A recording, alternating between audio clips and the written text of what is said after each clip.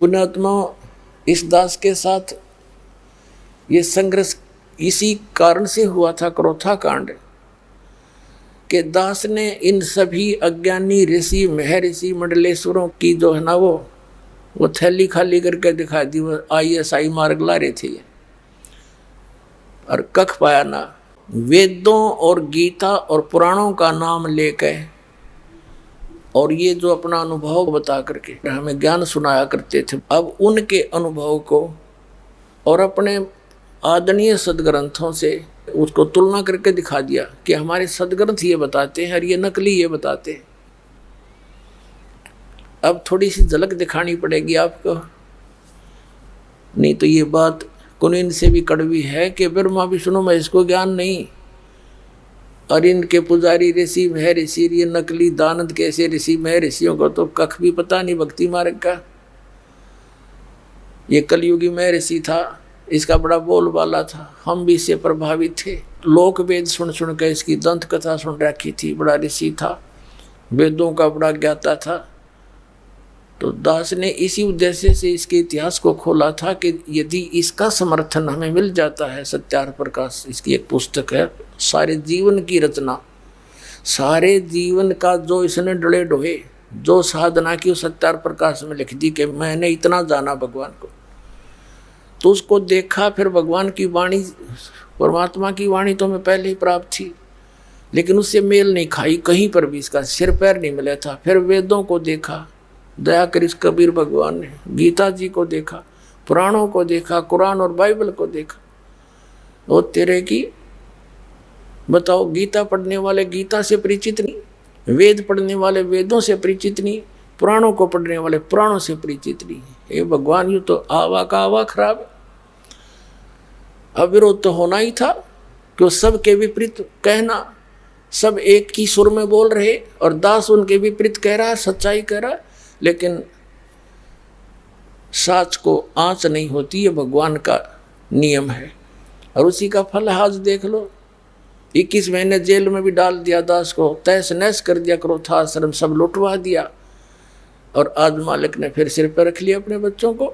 लेकिन हम किसी का बुरा नहीं मानते क्योंकि सभी अपने हैं। जैसे ये ऋषि महर्षि थे जितने, जिनको हम बड़े पहुँचे हुए मान्या करते हैं, जैसे दुर्वासा जी के साथ यादवों के बालकों ने, यानी श्री कृष्ण जी के पुत्र प्रद्युम्न और 5-7 और इकट्ठे हो गए, दुर्वासा के साथ मजाक कर दिया। उस मजाक का इतना भयंकर श्राप दे दिया कि तुम्हारा नाश होगा, और सारे कटका मर गए यादव। और वो समर्थ कबीर भगवान के साथ ऐसा जुल्म गुजारे, जब सुनान लग जाता आंखों से आंसू नहीं खत्म हो आपकी। समय मिलेगा धीरे धीरे सुनाया करेंगे मालिक की, क्योंकि पहले तो दास चाहता है कि परमात्मा की सध्यात्म ज्ञान को सदग्रंथों के साथ जो है ऊपर उठाऊं और फिर मालिक की गुणगान सुनाया करूंगा। फिर तो सब कोई यस होगा, नो तो हो ही नहीं सकती। तो एक बार इनके अज्ञान को ढा के कति खत्म करके इसको मिट्टी में मिला के और ज्ञान उभरेगा।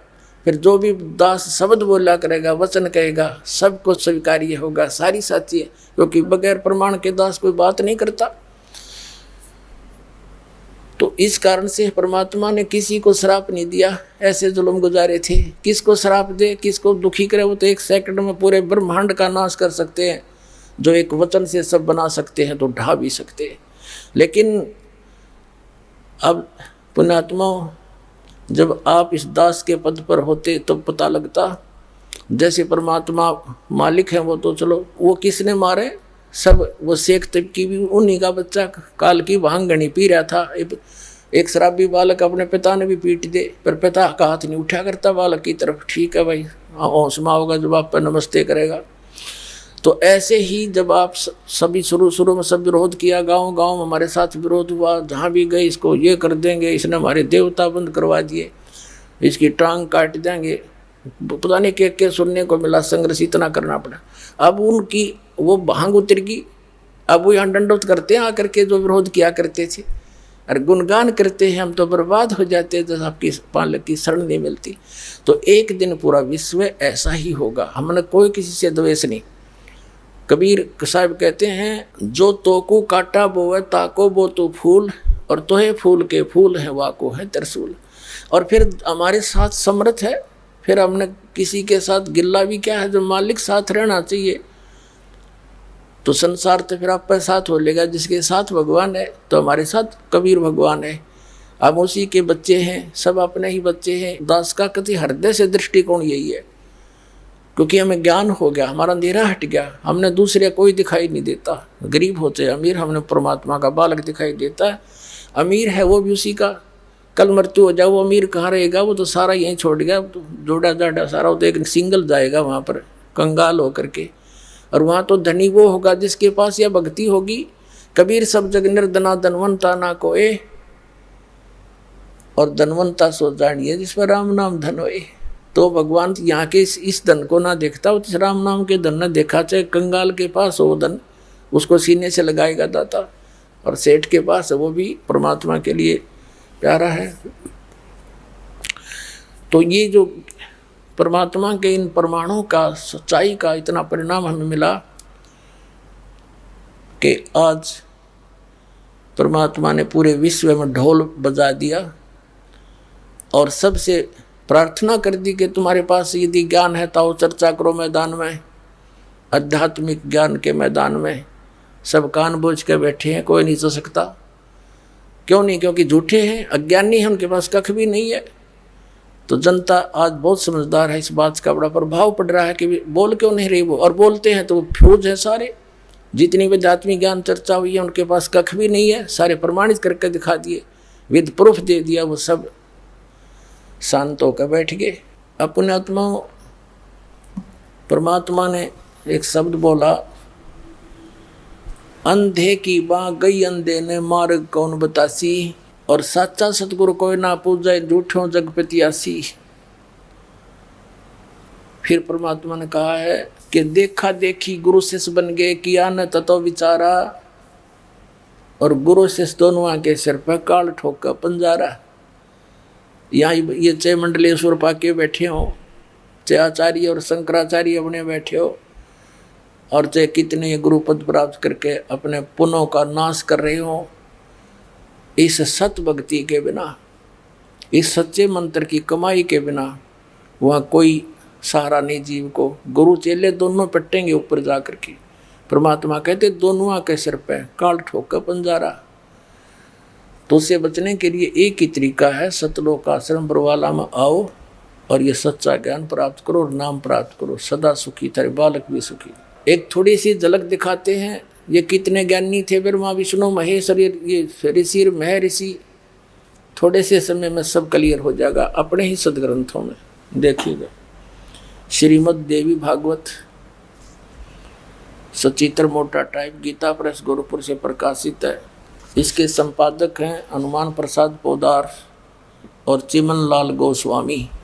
ये यहाँ से प्रकाशित है, गीता प्रेस गोरखपुर, गोविंद भवन कार्यालय कोलकाता का संस्थान, और यही इसके मुद्रक हैं। ये इनकी फैक्स और फोन नंबर है। पहला स्कंद संक्षिप्त देवी भागवत 28 पृष्ठ पे। एक बार नारद जी और व्यास जी की आपस में चर्चा गोष्ठी हुई। नारद जी से व्यास जी ने कोई प्रश्न किया तो नारद जी ने कहा कि महाभाग व्यास जी, तुम इस विषय में जो पूछ रहे हो ठीक यही प्रश्न मेरे पिताजी ने यानी ब्रह्मा जी ने श्री हरि यानी विष्णु जी से किया था। देवा अधिदेव भगवान जगत के स्वामी हैं। अब देखो नारद जी और ब्रह्मा जी विष्णु जी को देवाधिदेव भगवान जगत के स्वामी हैं। लक्ष्मी जी उनकी सेवा में उपस्थित रहती हैं। दिव्य कौस्तुमणि उनकी शोभा बढ़ाती है। वे शंख चक्र गदा पद्म लिए रहते हैं, पीताम्बर धारण करते हैं, 4 भुजाएं हैं, वक्षस्थल पर श्रीवत्स का चिन्ह चमकता रहता है। वे चराचर जगत के आश्रयदाता हैं, जगत गुरु एवं देवताओं के भी देवता हैं। ऐसे जगत प्रभु भगवान श्री हरि महान तप कर रहे थे। श्री विष्णु जी तपस्या कर रहे थे, उनकी समाधि लगी थी। यह देखकर मेरे पिता ब्रह्मा जी को बड़ा आश्चर्य हुआ। अतः उन्होंने उनसे जानने की इच्छा प्रकट की। ब्रह्मा जी ने पूछा, प्रभु आप देवताओं के अध्यक्ष, जगत के स्वामी, और भूत भविष्य एवं वर्तमान सभी जीवों के एकमात्र शासक है।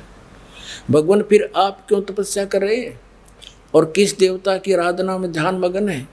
मुझे असीम आश्चर्य तो ये हो रहा है कि आप देवेश्वर एवं सारे संसार के शासक होते हुए भी समाधि लगाए बैठे हैं। ब्रह्मा जी के विनीत वचन सुनकर भगवान श्री हरि यानी विष्णु जी ने बोले, कहने लगे, ब्रह्मन सावधान होकर सुनो, मैं अपने मन का विचार व्यक्त करता हूँ। देवता दानव मानव सब यही जानते हैं कि तुम सृष्टि करते हो, मैं पालन करता हूँ और संकर संहार क्या करते हैं, किंतु फिर भी वेद के पारगामी पुरुष अपनी युक्ति से यह सिद्ध करते हैं कि रचने पालने और संहार करने की यह योग्यता जो हमें मिली है उसकी अधिष्ठात्री शक्ति देवी है। वे कहते हैं कि संसार की सृष्टि करने के लिए तुम में राजसी शक्ति का संचार हुआ है, मुझे सात्विक शक्ति मिली है और रुद्र में तामसी शक्ति का आविर्भाव हुआ है। उस शक्ति के अभाव में तुम इस संसार की सृष्टि नहीं कर सकते, मैं पालन करने में सफल नहीं हो सकता और रुद्र से संहार कार्य होना भी संभव नहीं। ब्रह्मा जी, हम सभी उस शक्ति के सहारे अपने कार्य में सदा सफल होते हैं। सुवर्त प्रत्यक्ष और परोक्ष दोनों उदाहरण मैं तुम्हारे सामने रखता हूँ, सुनो। यह निश्चित है कि उस शक्ति के अधीन होकर ही मैं प्रलय काल में इस शेष नाग की सैया पर सोता और सृष्टि करने का अवसर आते ही जाग जाता हूँ। मैं सदा तप करने में लगा रहता हूँ। उस शक्ति के शासन से मैं कभी मुक्त नहीं रह सकता। कभी अवसर मिला तो लक्ष्मी के साथ सुखपूर्वक समय बिताने का सौभाग्य प्राप्त होता है। मैं कभी तो दानों के साथ युद्ध करता हूँ। अखिल जगत को भय पहुँचाने वाले दैत्यों के विकराल शरीरों को शांत करना मेरा परम कर्तव्य हो जाता है। और यहाँ रिकॉर्ड तोड़ दिया अपने अध्यात्म ज्ञान का। मुझे सब प्रकार से शक्ति यानी दुर्गा के अधीन होकर रहना पड़ता है। उन्हीं भगवती शक्ति यानी श्री दुर्गा जी का निरंतर ध्यान किया करता हूँ। ब्रह्मा जी, मेरी जानकारी में इन भगवती शक्ति से बढ़कर दूसरे कोई देवता नहीं। आलिया अंत श्री विष्णु जी के अध्यात्म ज्ञान का ये कह रहे हैं कि मैं इस दुर्गा से ऊपर और कोई भगवान नहीं जानता, इससे ऊपर मैं किसी भगवान की जानकारी नहीं रखता और मैं इसी की पूजा करता हूँ। ठीक है। अब ये श्री देवी जी क्या कहती है? पुण्यात्मा, आज हमने ऐसे इंटरनेट और सैटेलाइट बना लिए हैं, कंप्यूटर बना लिए और ऐसा कुछ सारी सिस्टम बना लिए, टीवी हैं, और जो करना था उसकी तरफ हमारा ध्यान नहीं। अब हमारा सारा ध्यान इधर डाइवर्ट होएगा। हम छक लिए, इन थोड़े दिन में छक लेंगे सारे टीवी देख कर, सारे दिन बकवास सुन कर उब जाएगी आत्मा कति। इस ज्ञान से फिर देखना नए सिरे इसका एक कैसा आनंद आएगा, इसको एकदम ऐसा सुख आएगा आपको इस भक्ति में, सृष्टि के किसी भी पदार्थ में नहीं है। और सतलोक चले जाएंगे फिर। अब देखना 7वां स्कंद 562 पृष्ठ पर संक्षिप्त देवी भागवत। और यहाँ देखना, देवी के द्वारा हिमालय को ज्ञानोपदेश और ब्रह्म स्वरूप का वर्णन। श्री दुर्गा जी ने हिमालय राजा को ज्ञान सुनाया। श्री देवी कहने लगी, पहले तो उसने अपने बारे में बताया कि मेरी पूजा करेगा तो इतना लाभ है। लास्ट में उसको बता दिया राजा को कि केवल ब्रह्म साधना कर और सब पूजा छोड़ दे, मेरी भी छोड़ दे। ये देखना, श्री देवी जी कहने लगी, पर्वतराज,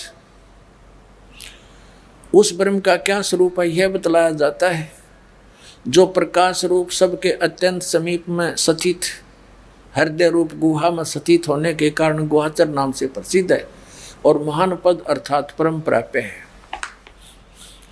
वह समस्त प्रजा के ज्ञान से परे है, अर्थात किसी की बुद्धि में आने वाला नहीं है, ये तुम जानो। जो परम प्रकाश रूप है और सूक्ष्म से अत्यंत सूक्ष्म है, जिसमें संपूर्ण लोक और उन लोकों में निवास करने वाले प्राणी स्थित हैं, वही यह अक्षर ब्रह्म है। वही सबके प्राण है, वही सबकी वाणी है और वही सबके मन है। वही एक परम सत्य और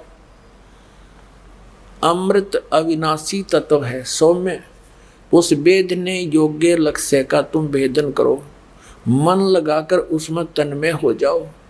सौम्य उपनिषद में कथित महान अस्त्र रूप धनुष लेकर उस पर उपासना द्वारा तीक्ष्ण किया हुआ बाण संधान करो और फिर भावानुगत चित्त के द्वारा उस बाण को खींचकर उस अक्षर रूप ब्रह्म को ही लक्ष्य बनाकर वेधन करो। प्रणव यानी ओम तदनु समझो, और जीवात्मा बाण है और ब्रह्म को उसका लक्ष्य कहा जाता है। अब ये क्या कहना चाहती है देवी जी कि ओम नाम जाप कर और ब्रह्म को पाने का टारगेट रख, बस इतनी सी बात है। अब आगे देखो क्लियर करती है। अब देखो यहाँ देखना, अक्षर ब्रह्म भी कहा है इसी ब्रह्म को इस देवी ने, यहाँ देखना इसको, वही ये अक्षर ब्रह्म है और यहाँ भी अक्षर ब्रह्म कहती है और फिर कहती है ओम धनुष है जीवात्मा बाण है, ब्रह्म को उसका लक्ष्य कहा जाता। इव अक्षर ब्रह्म और ब्रह्म ये एक ही बता रही है। देखो पुण्यात्माओं, आपको पता चलेगा कौन कितने पानी में। अब जैसे आपने श्रीमद् भगवत गीता अध्याय नंबर 15 के श्लोक नंबर 16 और 17 में बहुत बार दिखाया है, उसमें 3 पुरुष हैं, एक सर पुरुष, एक अक्षर पुरुष और तीसरा उत्तम पुरुष है तो अन्य, जिसको परम अक्षर पुरुष कहते हैं। 8वें अध्याय के प्रथम मंत्र में अर्जुन ने गीता ज्ञानदाता से पूछा कि आपने 7वें अध्याय के 29वें मंत्र में जिस तत्वब्रह्म की जानकारी दी है कि उसको जानने के पश्चात और सारे अध्यात्म ज्ञान से परिचित और सब कर्मों से परिचित प्राणी केवल जरा और मरण से छूटने का प्रयत्न करता है और किसी वस्तु की डिमांड नहीं करता, तो किम तत्ब्रह्म, ऐसा क्या है वो ब्रह्म। 8वें अध्याय के 3 श्लोक में गीता ज्ञानदाता ने कहा कि वो परम अक्षर ब्रह्म है। तो गीता जी अध्याय नंबर 15 के श्लोक नंबर 16 और 17 में 3 पुरुष हैं। सर पुरुष ये ब्रह्म है, अक्षर पुरुष ये परब्रह्म है जो 7 संग ब्रह्मांड का स्वामी है, और सर पुरुष ये केवल 21 ब्रह्मांड का मालिक है। और 15वें अध्याय के 17वें श्लोक में कहा कि उत्तम पुरुष है तो अन्य परमात्मा इति उदाहरत है। यह लोग अवश्य विवर्ती अवय ईश्वर है। इन दोनों से, सर और अक्षर पुरुष से, उत्तम पुरुष यानी श्रेष्ठ भगवान तो कोई और है, वो परम अक्षर ब्रह्म है और वही तीनों लोकों में प्रवेश करके सबका धारण पोषण करता, वास्तव में वो अविनाशी भगवान है। यहाँ सब विचलित है सब। अब देवी क्या कहना चाह रही है कि इसका इतना अध्यात्म ज्ञान है, वो अक्षर पुरुष और सर पुरुष में कोई भेद नहीं बता पा रही है। उसी को अक्षर पुरुष कहती है, अक्षर ब्रह्म कहती है, उसी को फिर ब्रह्म भी कहती है। कहने का भाव ये है कि यहाँ देवी क्या कहना चाह रही है कि और सब पूजाएं छोड़ दो, ब्रह्म की साधना करो। देखो श्री देवी भागवत का हम 7वां स्कंद पढ़ रहे हैं, 562 पढ़ दिया, अब 563 पर हम पढ़ रहे हैं। यहाँ आ रहे हैं, ओम धनुष है, जीवात्मा बाण है और ब्रह्म को उसका लक्ष्य कहा जाता है। यहाँ आ गया नीचे, उस एकमात्र परमात्मा को ही जाने, दूसरी सब बातों को छोड़ दो। अब दुर्गा जी स्पष्ट कर रही है कि मेरी पूजा भी त्याग दो और सब बातें त्याग दो, केवल एक ब्रह्म की पूजा करो। आगे डिटेल देती है, देखना, उस एकमात्र परमात्मा को ही जानो, दूसरी सब बातों को छोड़ दे। यही अमृत रूप परमात्मा के पास पहुंचाने वाला पुल है। संसार समुद्र से पार करके अमृत स्वरूप परमात्मा को प्राप्त कराने का यही सुलभ साधन है। यहाँ बताया है कि उस हृदय में ही विविध रूप में प्रकट होने वाला परब्रह्म, उसी को परब्रह्म कह रही है। ये संचरण करता, अंतर्यामी रूप से वर्तमान रहता। इस आत्मा का यानी ब्रह्म का ओम के जप के साथ ध्यान करो, उससे अज्ञान में अंधकार से सर्वथा परे और संसार समुद्र से उस पार जो ब्रह्म है उसको पा जाओगे, तुम्हारा कल्याण हो। ओम नाम जाप करो, ब्रह्म पाना उद्देश्य रखो और इसमें तुम्हारा कल्याण हो जाएगा, उसको प्राप्त कर लोगे। वो कहाँ रहता है ये देखना, वह यह सबका आत्मा ब्रह्म ब्रह्मलोक रूप दिव्य आकाश में स्थित है, वहाँ रहता है ब्रह्मलोक में। अपने आत्मा हमने इस अध्यात्म ज्ञान को निर्णायक तरीके से जानना है। अब दुर्गा जी ने फाइनल कर दिया कि ब्रह्म की पूजा करो और ओम नाम का जाप है इसका और ब्रह्मलोक में चले जाओगे।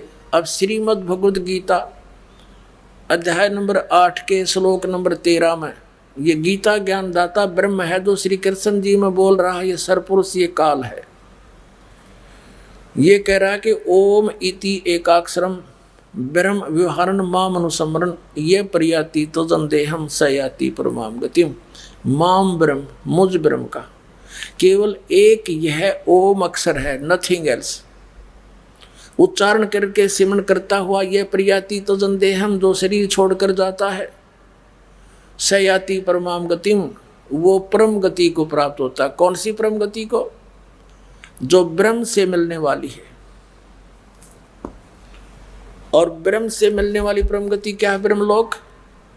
ब्रह्मलोक में गए हुए प्राणी भी फिर जन्म मृत्यु में आते हैं। ये देखिएगा श्रीमद् भगवद गीता,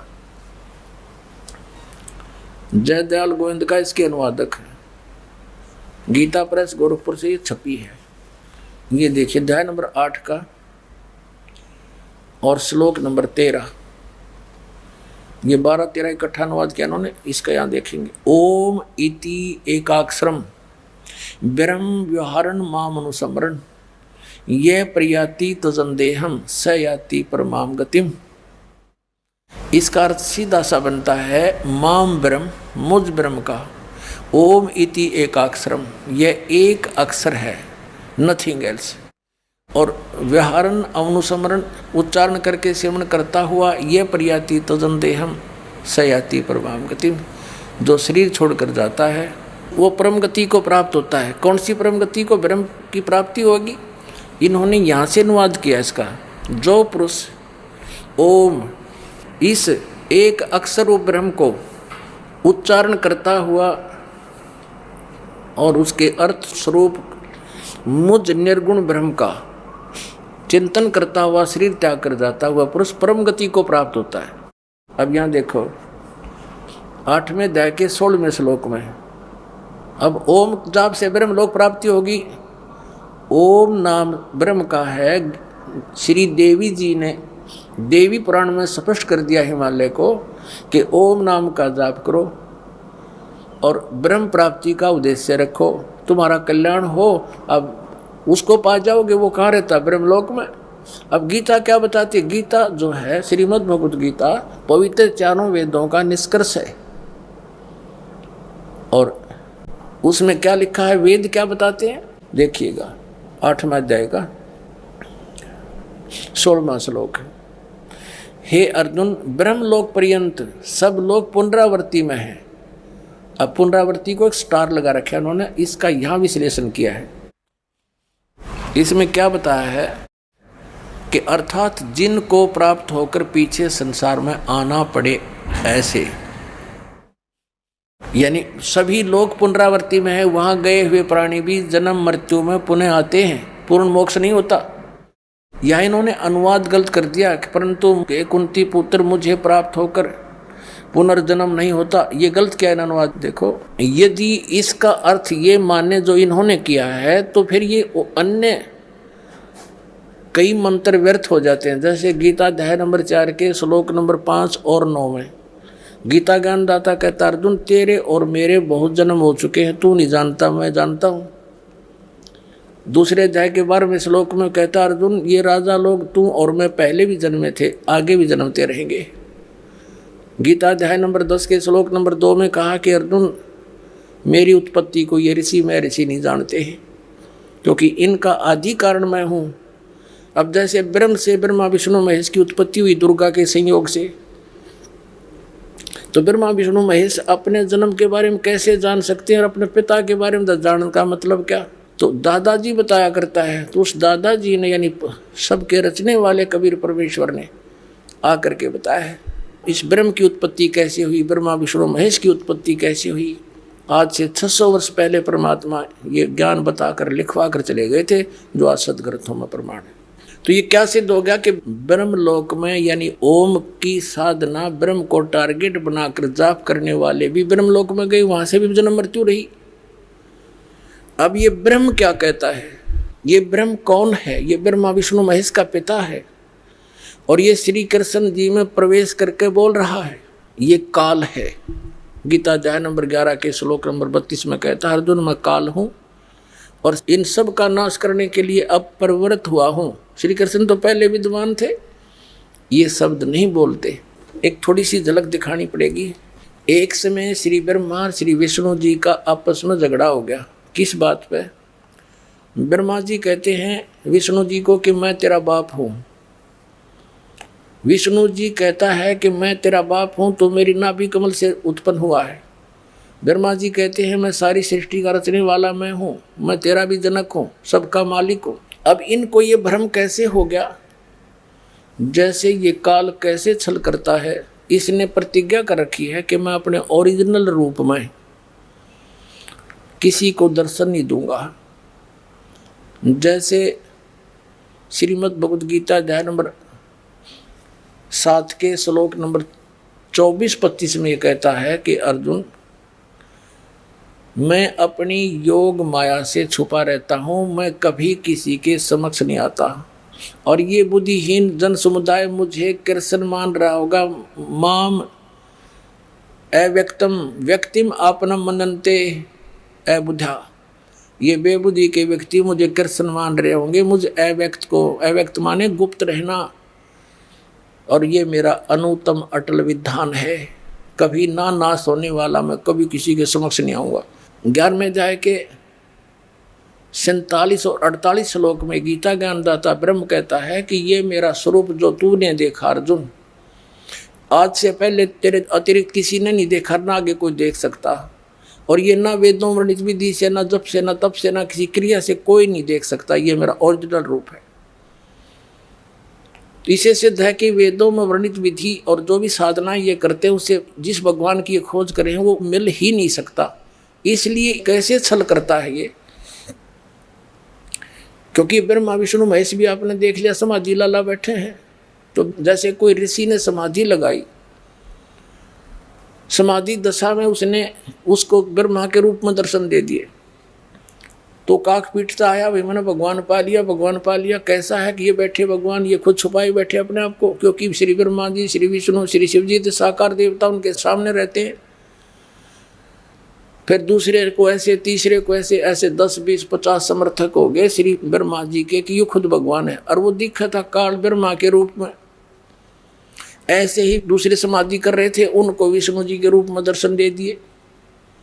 वो विष्णु जी के पास पहुंच गए, आप खुद मालिक हो, आप अपने आप को छुपाए बैठे हो, आप ही सबके जनक हो, मैंने समाधि दशा में देख लिया। तो इन दोनों का या एक मर्ज बैठ गई, इन दोनों का ये वहम हो गया कि मैं सृष्टि रचना, ब्रह्मा सृष्टि रचने वाला ब्रह्मा को भी यही होगी।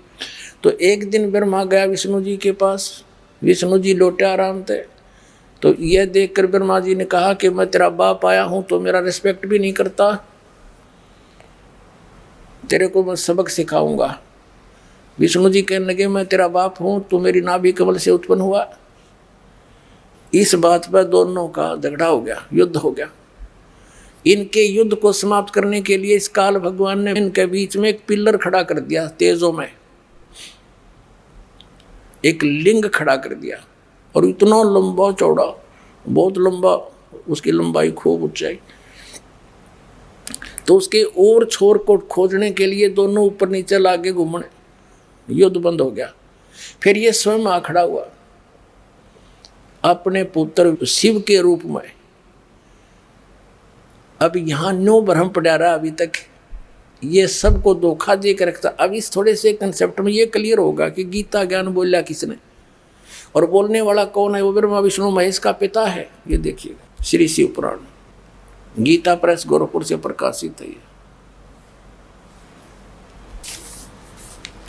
संपादक हनुमान प्रसाद पोदार और प्रकाशक एवं मुद्रक हुए गीता प्रेस गोरखपुर, गोविंद भवन कार्यालय कोलकाता का संस्थान।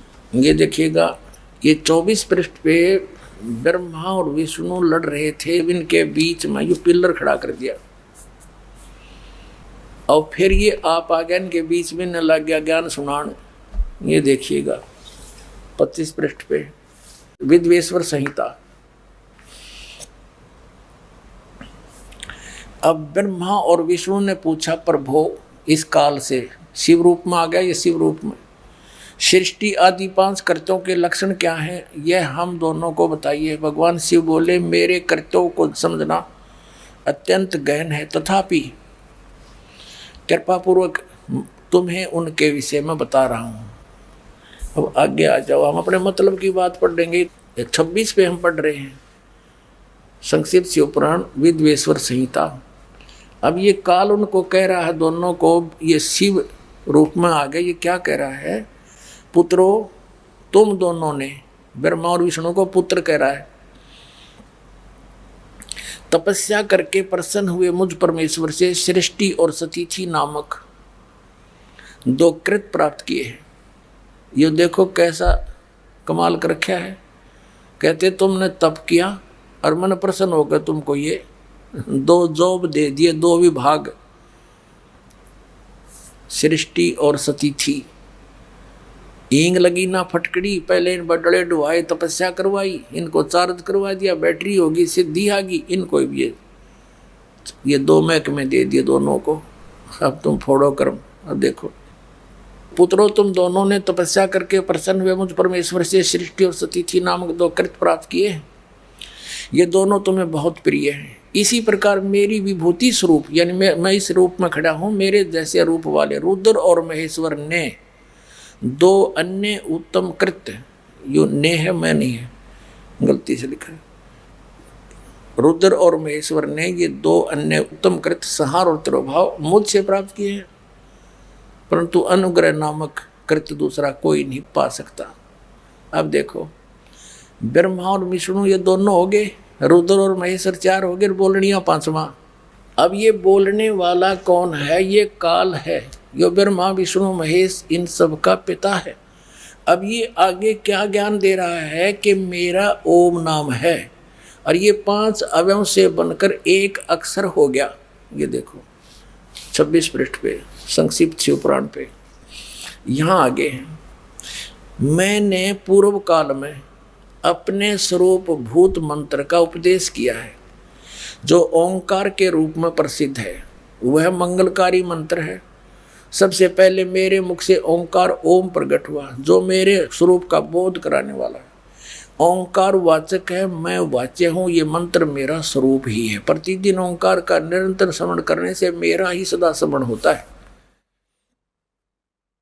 मेरे उत्तरवर्ती मुख से अकार का, पश्चिम मुख से उकार का, दक्षिण मुख से मकार का, ए ऊ मैं, और पूर्ववर्ती मुख से बिंदु का, मध्यवर्ती मुख से नाद का प्राकट्य हुआ है। इस प्रकार 5 अवयवों से युक्त ओंकार का विस्तार हुआ है।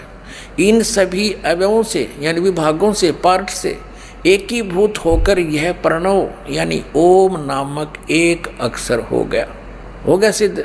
अब यहाँ इन्होंने ओम नमः शिवाय ये मंत्र नहीं है, अनुवादकर्ता का अपना ज्ञान है ये, इसलिए इसको अलग लिखाई में भी लिखा है। यह 5 अक्षर मंत्र है, नहीं, ये तो ओम है। ये ओम है 5 अक्षर मंत्र।